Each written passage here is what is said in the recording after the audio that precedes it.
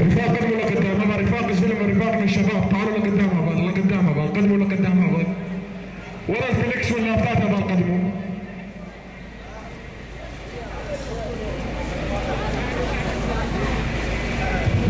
هذا القدموا كمان، هذا القدموا، بعد اذنكم رفاق. قدموا خليكم ورا الاعلام والصور، هذا بعد اذنكم رفاق.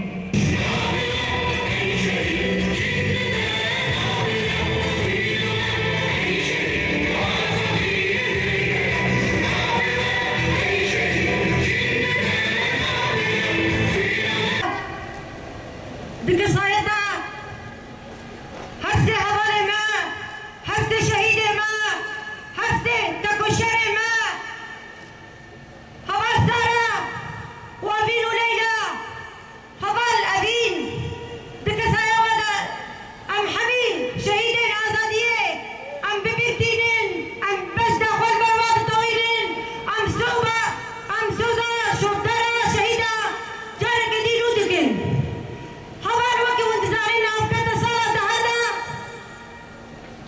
برانينا هوالي ماي شهيد يقو مجزرة باري سيدا هاتنا شهيد كرين أمانا كي ببيب دينين أم بجنا خبرات طويلين